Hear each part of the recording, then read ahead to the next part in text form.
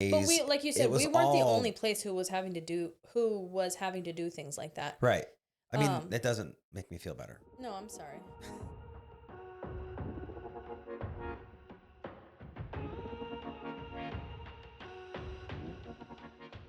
Yes. That was really good. Yeah, I liked that time period.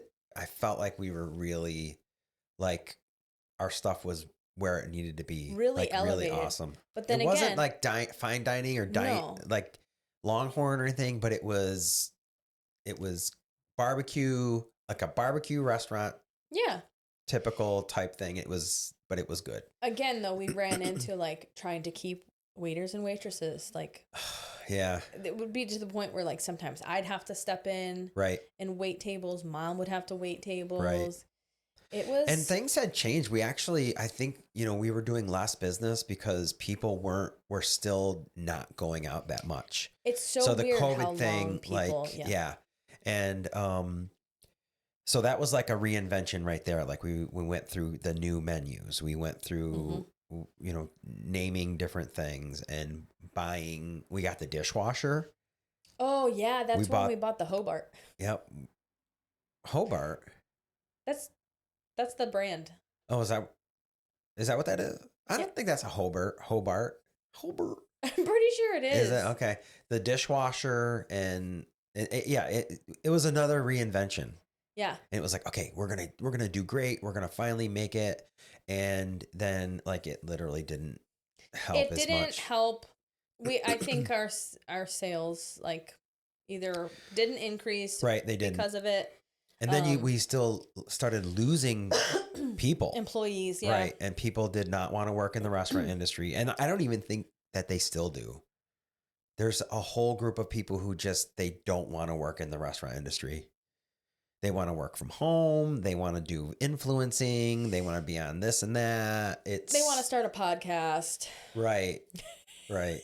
I know people like that. So yeah, throughout that year, I think towards the end of that year, it was September of 2022 is when we were like, okay, we are full service. No, that's when you were like, we are closing the restaurant part and we're just going to do this meat market. Yes, because I was having issues. Out. Yeah, you were working, I couldn't even tell, 80 hours a week maybe? Well, it's getting hard to up know. early to do the meats. Well, don't forget we had the food truck as well. Yeah, and we were still really heavily doing the food truck, catering.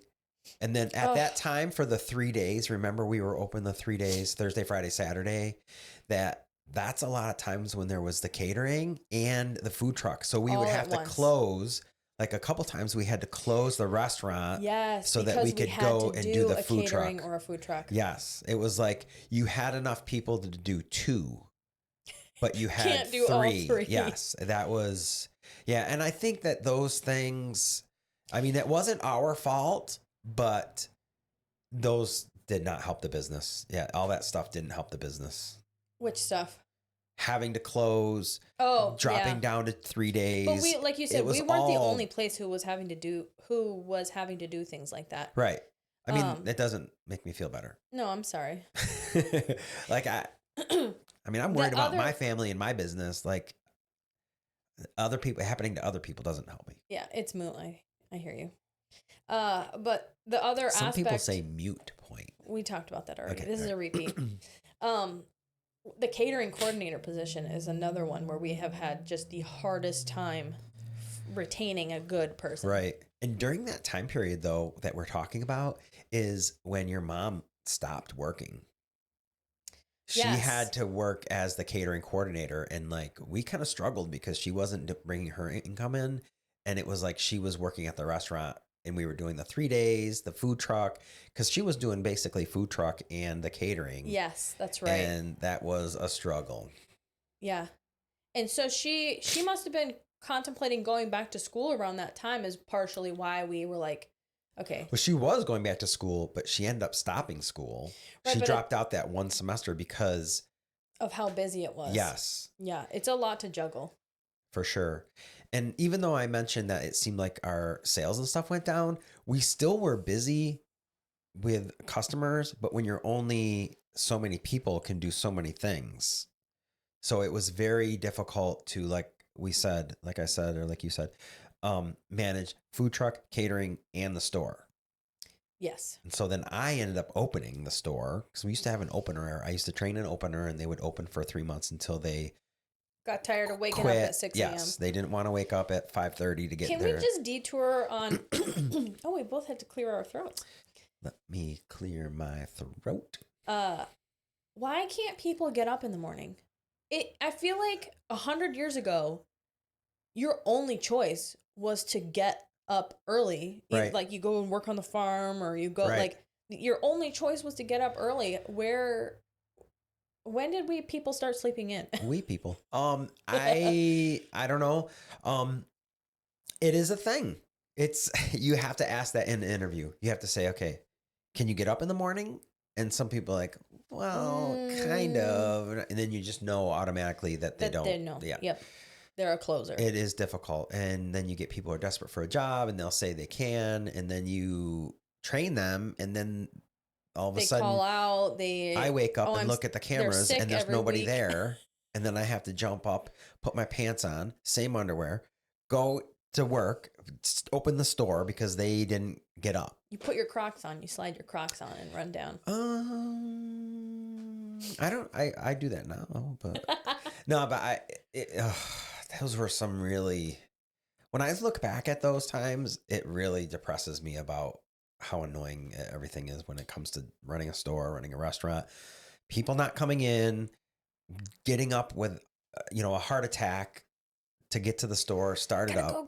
Go fill the butts, blah, blah, blah. Yeah. Yep. Like this past weekend, we had this couple. I'm pretty sure I went to high school with this girl. I don't know if she recognized me or not. They came in. They didn't really understand how we did things. They were trying to order barbecue plates and ordering, how it used to be. Right. And I'm like, okay, it's a la carte. Sides are in there, the spiel. And they're like, I could tell that that she was like not really pleased with the way it was. And she's like, well, do y'all think you'll ever open back up as a restaurant? And I was like, unfortunately, no, I don't. I don't know what that sound is. I don't know what that sound is either.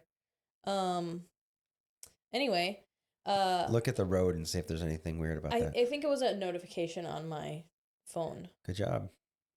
Which is weird because I turned it on silent. Okay. Anyway, we can move past that. She was like, do you think you'll ever open back up as a restaurant? I'm like, unfortunately, no.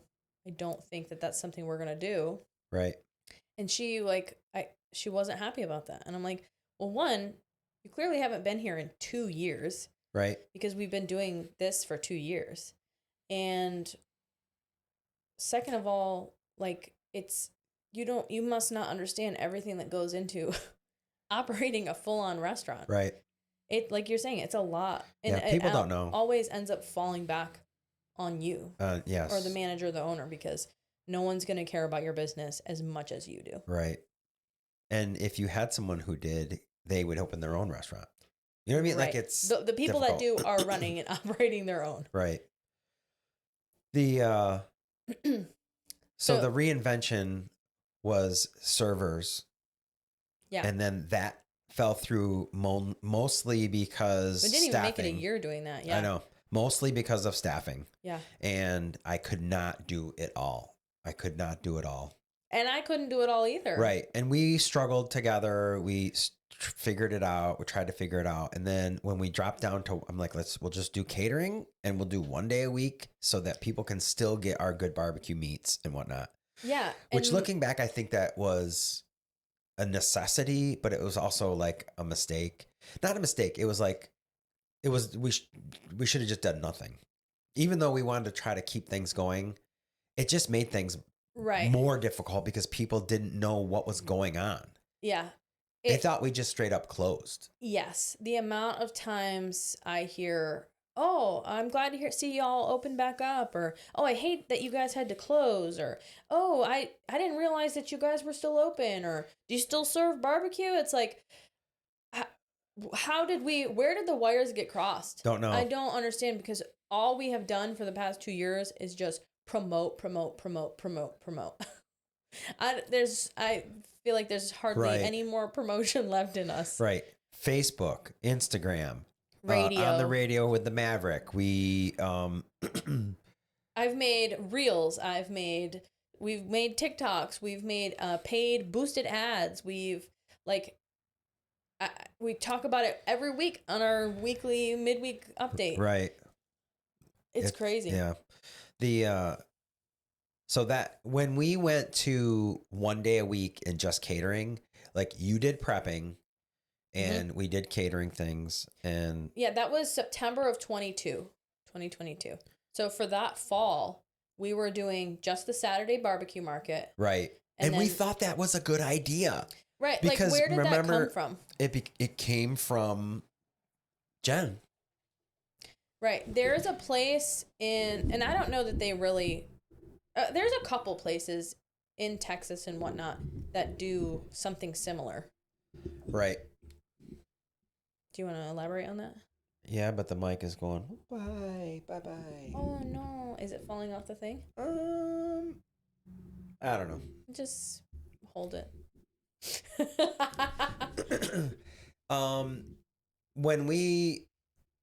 When I was saying, listen, we can't do it. We're just going to have to go to catering. And then 1 day a week on Saturdays, I can do it myself. It was like one person doing the meats. And then it was like one person cashier. Yeah. And so did you work? What did you do? Because I think we still had Linda. I think Linda was cashier and I was doing the meats. So it was like two people working.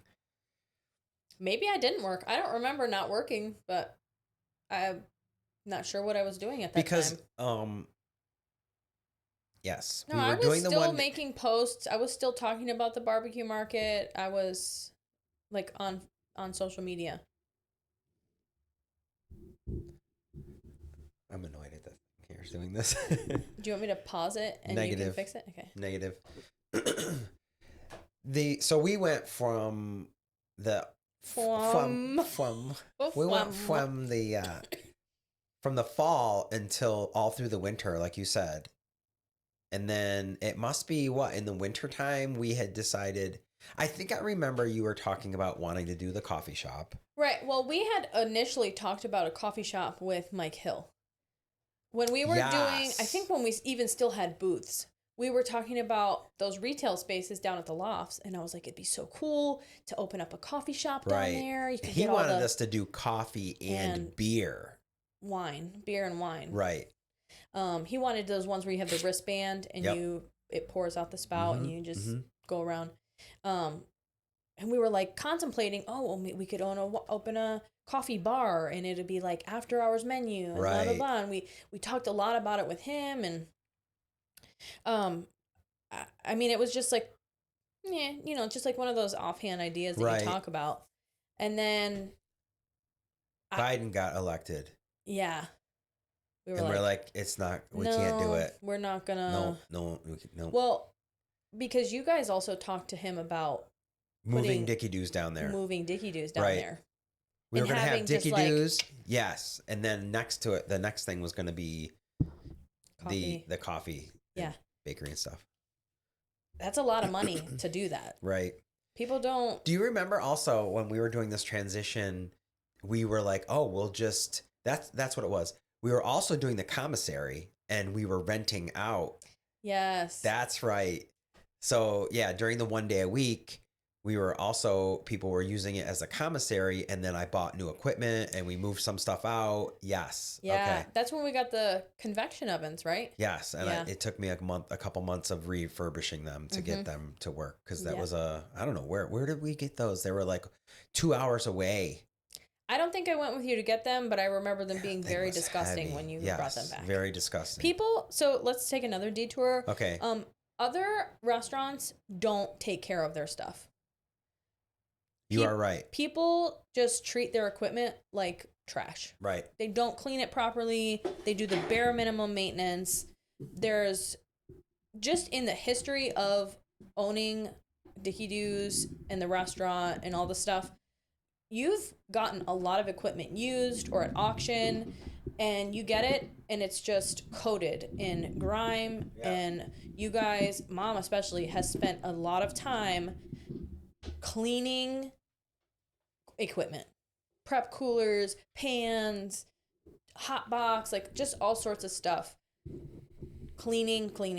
Other places do not take care of their equipment. Right. And you know what it is? It's weird because it's the oil from the fryer gets on the side, and then it dries and then gets hot and heated up, and then another layer and then another layer. Ends up being this like yellowish green, sticky. Yes, it takes a lot to get it off. Like a resin almost. It's almost like a resin. Yes, it's disgusting. And your mom's like, I'm not getting any more used equipment. I'm tired of cleaning it.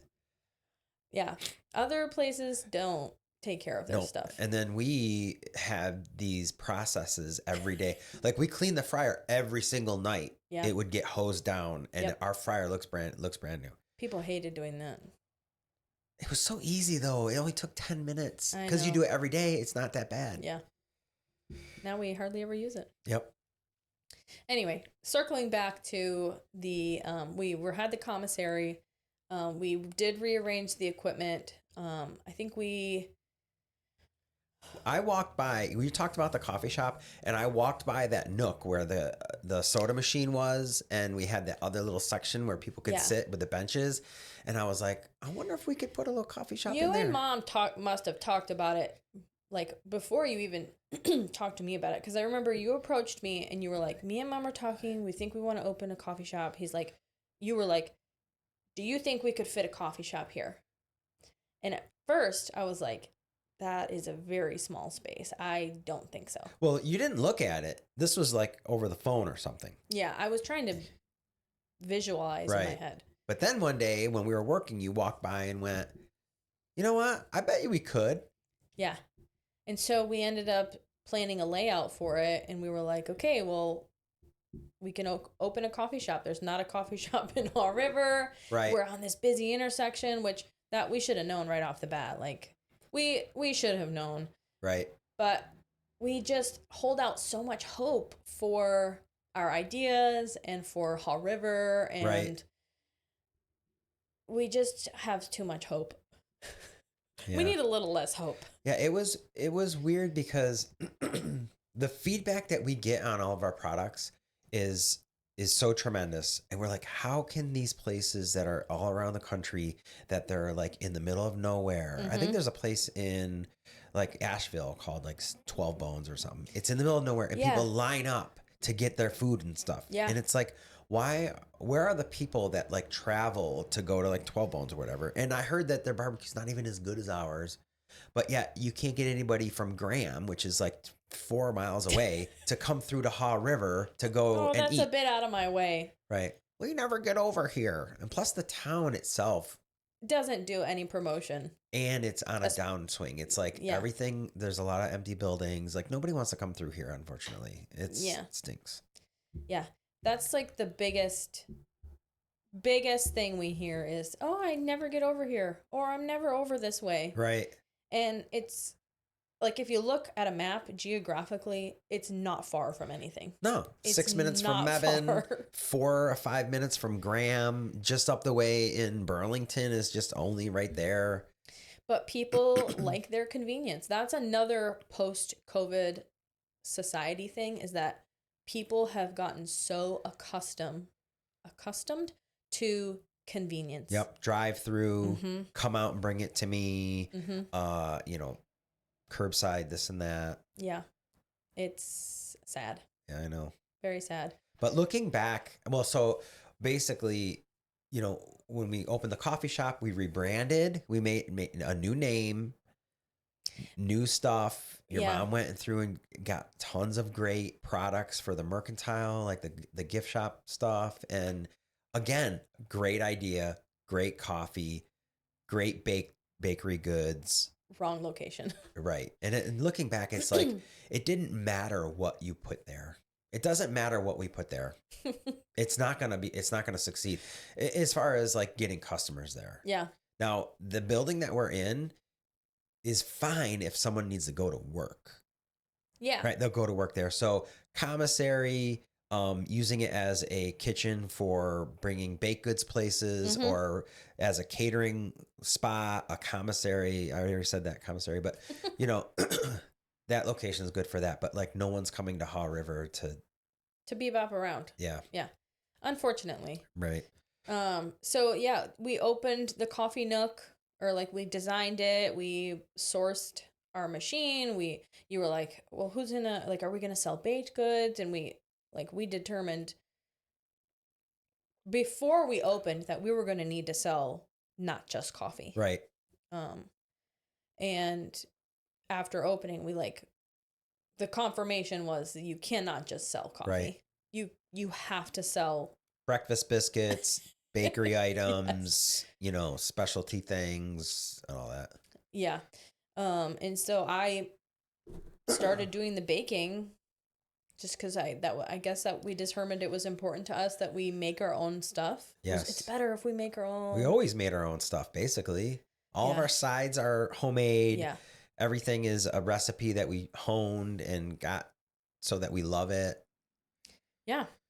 And apparently I'm a good baker, is what people tell me. Of course, yes. So that's really been a big part of the coffee shop, is the baked goods and homemade baked stuff.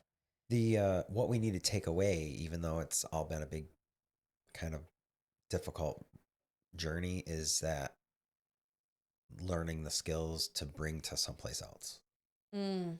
So like, as we're looking for a new location somewhere where there's people who walk by who can enjoy all of the creative ideas that we have.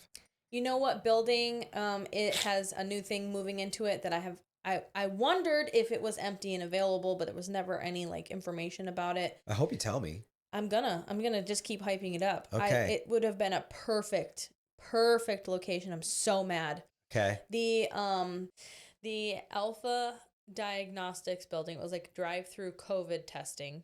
Right. I did see that building. It's a tattoo shop now. I know, it's terrible. With a drive-through. Who's gonna do a drive-through tattoo? People who need it speedy, I guess. I don't know. Stick your arm out the window. It's because that road is so busy. Like, any business does a good job there, so people want that space. I never knew it was available though. I never saw any like for lease signs. Could tell that it was vacant, and I would drive by and be like, that'd be a great place for a coffee shop. Right. It's got the drive-through. Across from the donut shop. Yeah. Oh, Krispy Kreme probably has terrible coffee. I know, but they could get the good coffee, and then if they needed a donut, they could do that. No, I want them to buy one of our baked goods. Okay, never mind. Control Z on that. Z. It would be great. I mean, as much as I really value and love the like coffee community shop aspect, right? Cutesy little like downtown shop that has. I love that a lot, and I think that that's important. But I think the true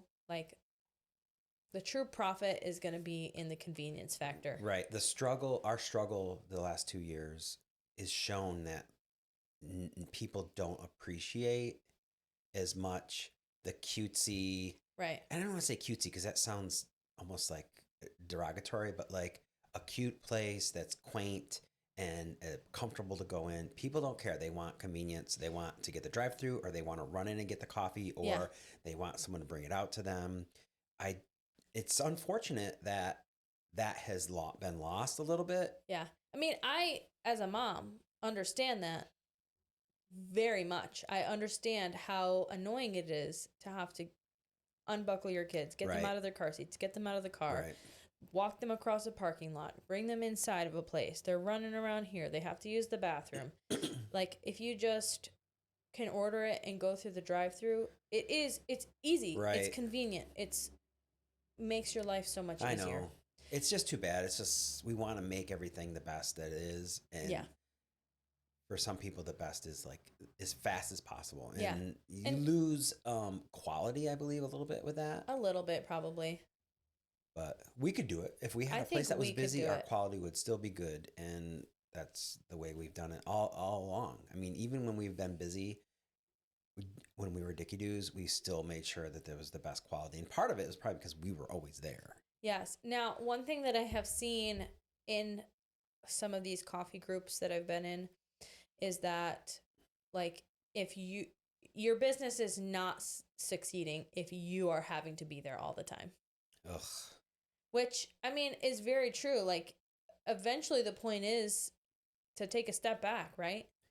I and guess, just reap but reap the benefits of it. I mean, yeah, I say yes, but there's also a part that it would be difficult for me would be to just like let it roll. Like I want to be there. I want to be in the midst of it. I want to talk to the customers. I want to like influence the foods, influence how things are going and whatnot. You know what I mean? It's Control freak. it's not a. I am. I mean, I'm definitely. I guess it's not about having the control. It's about like the experience of being in there. I mean, that's why we it's like to my do job because it's like one, it's my job, but also like I enjoy what I'm doing as well. Right. I enjoy it, but I less enjoy the struggle. 100%. I don't want to be struggling. I want the same thing as you. Like I want it to be busy. I want us to be doing X amount a day and like have a team of people around us working and being involved in it so that not all of the workload is on us, on me. Right. And I guess, part of the takeaway is, we, like I said before, we want to like bring these skills to a new place. Mm-hmm. But the reality is that the reason we have to do that is because where Dickie-Do's has been, where Rambling River is, right, has come and kind of gone. Yeah.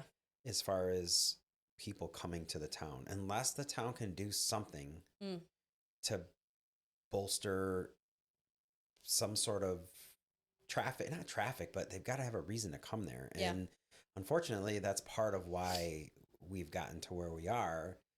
Removing things, adding things, reinventing is to try to beat a dead horse, basically. It is beating a dead horse. And I mean, right now we just have to hang on until we can find another location. And you are correct. We do need like a drive-through. A drive-through would be so. That's where, I mean, and my father-in-law says it all the time, like, because he works on the drive-through speaker systems and camera system and stuff. He tells, he shares stories about all these, like, he travels from, like, Florida, South Carolina, Georgia, Tennessee, all that, the Southeast. Southeast, sorry. Southeast. Did you take geography? I'm mental. Dyslexic. Geographically dyslexic. Yeah. He talks about like these different coffee places that are doing well. He's worked on small and big places. Sure. And they all have a drive-through where it's at. Mm-hmm. That's what's going to be profitable. And I see that in like what other coffee shop owners are saying too. Yeah. I think it would be nice to be able to do both. Duh. Right. Like it would be nice to have the drive-through, but also be able to build the quaint, cute. Come in and sit on your laptop. Yep. Come catch up with your girlfriend. Don't sit on the laptop. You'll break it. I mean, depends on how big you are. I guess. Unless there's like a cushion underneath. Right. Maybe. Yeah, I would love to have the best of both worlds. Well, and so in Alaska, when I visited Colin and Hannah 2 years ago now, mm-hmm.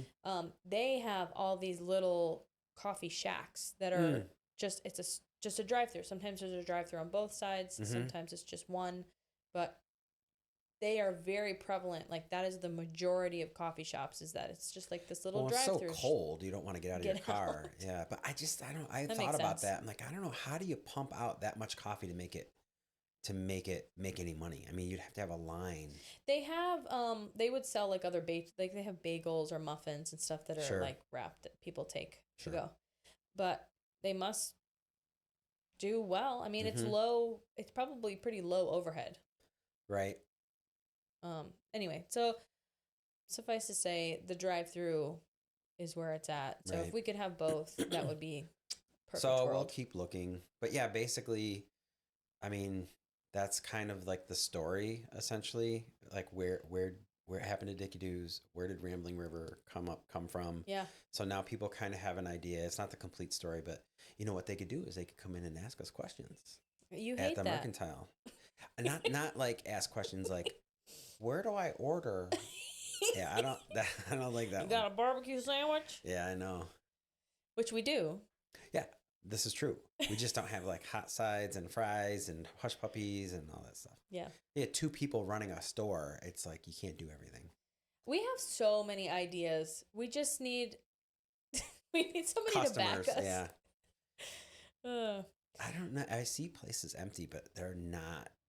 I just can't see them being as productive. I hate that all those open buildings in University Commons is locked down for coffee and baked goods. I hate that too. Yeah. Lame. All right. Well, we're hopeful for the future. We don't get beat down. We get beat down. We just don't give up. Yeah. Okay. We're just constantly strategizing, keeping going. The wheel keeps turning. Yep. Some way, somehow. We come up with that one breakfast casserole that Mama T wants, and people are going to be flocking in. Yeah, the one somewhere. It's going to be it. Right, we'll see. All right, y'all. Well, thanks for listening to us. We're mainly food focused. I'm Matt. And I'm Caitlin. And just like and subscribe. Also, look out for our next week's episode. Yeah, and if you enjoy watching us or listening to us, share it with a friend. Yes. We would love that. Very much so. All righty. All right. Thanks a lot. We'll see you next time. Bye. Bye.